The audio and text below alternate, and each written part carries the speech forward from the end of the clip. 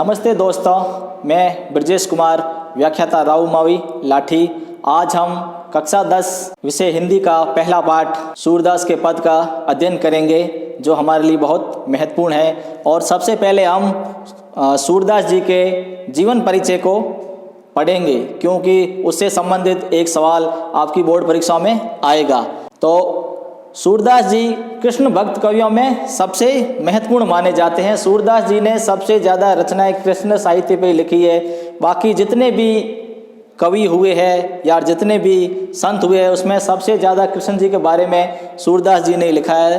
तो इनका जन्म संवत 1540 आपकी किताब के हिसाब से, और संवत 1540 और 1483 ईस्वी। इनका जन्म रुनकता ग्राम जो आगरा और मथुरा के बीच में है, वहाँ हुआ। और इनका निधन 1620 संवत 1563 ईस्वी, ये इनका निधन पारसौली ग्राम में हुआ। इनके पिता का नाम रामदास और ये सारस्वत ब्राह्मण माने जाते हैं। और इनके काव्य की प्रमुख भाषा ब्रज भाषा है। इन्होंने अपना जो भी काव्य लिखा है उसमें सबसे ज़्यादा ब्रज भाषा का प्रयोग किया है, क्योंकि आगरा मथुरा के पास वहाँ रहते थे, तो वहाँ की प्रमुख भाषा ब्रज भाषा ही थी। और इनके बारे में हमें अगर जानकारी चाहिए तो हिंदी साहित्य के ग्रंथ है भक्तमाल और एक ग्रंथ है 84 वैष्णवन की वार्ता। उन ग्रंथों में इनके बारे में हमें जानकारी भी मिलती है। इनके गुरु का नाम वल्लभाचार्य था और इनके गुरु के बारे में एक पद भी आया है। देखो, श्री गुरु वल्लभ तत्व सुनायो, लीला भेद बतायो। भी गुरु ने इन्हें ज्ञान तत्व दिया और जो भगवान की लीलाओं के बारे में भी इनको बताया। और सूरदास जी वल्लभाचार्य के सानिध्य में आने के बाद भी सूरदास जी वल्लभाचार्य के सानिध्य में आने के बाद इनकी भक्ति दास्य भाव से सख्य भाव में परिणत हो गई। वल्लभाचार्य से पहले इनकी जो भक्ति थी वो दास्य भाव की थी, लेकिन जब जैसे वल्लभाचार्य से इन्होंने दीक्षांत हुए तो वल्लभाचार्य को अपना गुरु बनाया, तो इनकी भक्ति कैसी हो गई? दास्य भाव से सख्य भाव की हो गई है। और सूरदास जी की मुख्य 3 रचनाएं हैं आपके कोर्स में, मुख्यतः आपको यही बताएंगे, क्योंकि एक तो इनकी पहली रचना है सूरसागर। इस सूरसागर में 1.25 लाख पद संग्रहित थे और अब 7-8 हजार पद ही उपलब्ध है। जो समय जब सूरसागर को संकलन किया गया तो इसमें कम से कम 10 लाख पद संग्रहित थे, जो अब काफ़ी इधर उधर होकर पीछे सिर्फ 7-8 हजार ही उपलब्ध है हमें। और इस सूरसागर का मुख्य विषय क्या है? सूरसागर का मुख्य विषय है श्री कृष्ण की लीलाओं का गान। इसमें जो एक 1.25 लाख पद लिखे तो वो पूरे के पूरे भगवान श्री कृष्ण की लीलाओं का ही इन्होंने वर्णन किया है। इनका दूसरा ग्रंथ है सूर सारावली। सूर सारावली में सूरसागर की ही महत्वपूर्ण रचनाओं का सार रूप में लिखा गया है। और इनकी तीसरी मुख्य रचना है साहित्य लहरी। तो आपके जो 2 नंबर का सवाल आएगा उसमें आपको मुख्य अगर बताना पड़ेगा तो इसमें सूरदास जी का जन्म और उनका निधन भी, उनका जन्म स्थान कहाँ, निधन स्थान कहाँ, इनके पिता का नाम, इनके मुख्य भाषा और इनका कहाँ आपको साहित्य में वर्णन मिलता है, इनके गुरु का नाम और इनकी कौन सी भक्ति किस भाव की है और इनकी प्रमुख रचनाएं। इसमें हमारे सूरदास के 4 पद दिए हुए हैं। उसमें सबसे पहला पद है, उसमें कृष्ण जी और राधा के प्रथम मिलन का वर्णन है। किस प्रकार कृष्ण जी जब राधा से पहली बार मिलते हैं और उसे अपने साथ खेलने के लिए राजी कर देते हैं। तो देखिए, इसमें बूझत श्याम कौन तू गोरी, बूझत श्याम कौन तू गोरी, कहाँ रहती काकी है बेटी, देखी नहीं कभू ब्रज खोरी, काहे को हम ब्रज तन आवती, खेलत रहती आपनी पोरी, सुनत रहती श्रवणनी नंद ठोटा, करत फिरत माखन दधी चोरी, तुम्हरो कहाँ चोरी हम लेहे, खेलन चलो संग मिली जोरी, सूरदास प्रभु रसिक श्रोमणी, बातनी भूरई राधिका भोरी। तो जब कृष्ण जी और राधा का पहली बार मिलन होता है तब क्या होता है? बूझत श्याम कौन तू गोरी, श्री कृष्ण जी राधा से कह रहे हैं भी बूझत श्याम कौन तू गोरी, अरे गोरी तुम कौन हो? बूझत श्याम कौन तू गोरी, भी तुम कौन हो? नवेली इस गांव में पहले तुम्हें कभी नहीं देखा। भाई कौन हो तुम? कहाँ रहती काकी है बेटी?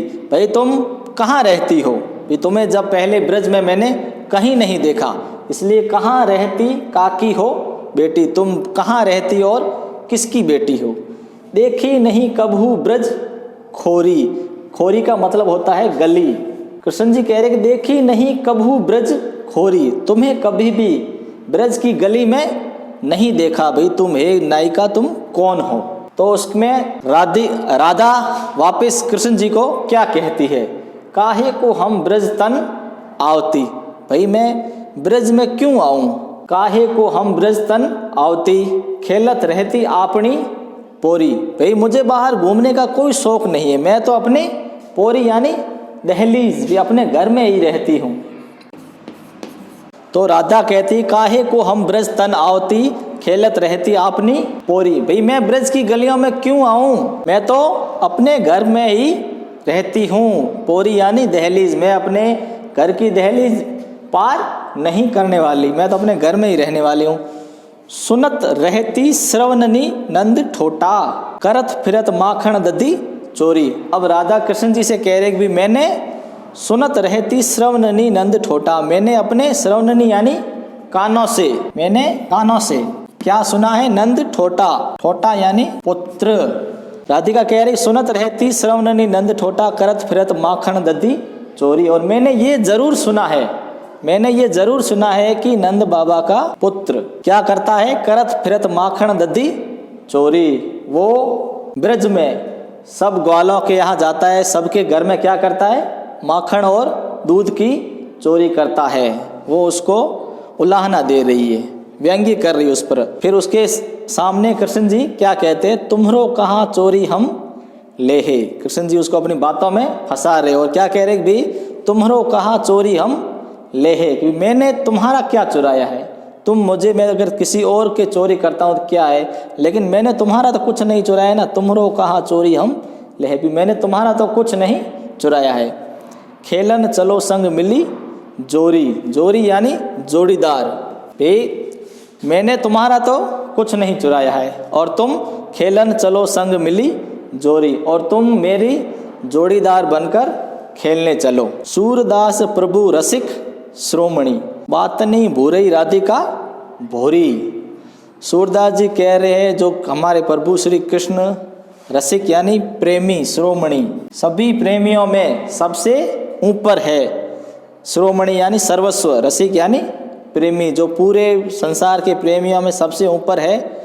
बातनी भूरई राधिका भोरी, और उसने राधा को अपनी, और कृष्ण जी ने अपनी बातों से राधा को, भोली भाली राधिका को फंसा लिया और उस अपने खेलने के साथ राजी कर लिया। देखो इसको एक बार वापस। बूझत श्याम कौन तू कोरी। श्री कृष्ण जी राधा से कह रहे भी आप कौन हो? मैंने तुम्हें पहले कहीं नहीं देखा। कहाँ रहती काकी है बेटी। भाई तुम ब्रज में कहाँ रहती हो और किसकी बेटी हो? मैंने तो तुम्हें कहीं नहीं देखा। देखी नहीं कभू ब्रज खोरी, मैंने तो तुम्हें कभी किसी ब्रज की गली में नहीं देखा। तुम कौन हो?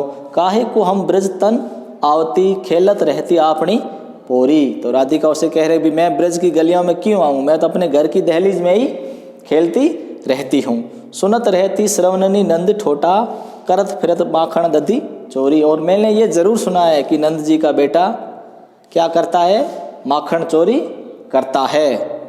तो उसके बदले में कृष्ण जी उसको क्या कहते हैं कि तुम्हरो कहाँ चोरी हम लेहे, भी मैंने तुम्हारा क्या चुराया है? खेलन चलो संग मिली जोरी, और तुम मेरे साथ खेलने चलो, मैंने तुम्हारा तो कुछ नहीं चुराया है। सूरदास प्रभु रसिक श्रोमणी, बातनी भूरई राधिका भोरी। सूरदास जी कह रहे जो कृष्ण जी पूरे रसिकों में सबसे महान प्रेमी हैं, उन्होंने अपनी भोली भाली बातों से राधिका को बहला लिया और अपने साथ खेलने के लिए राजी कर लिया।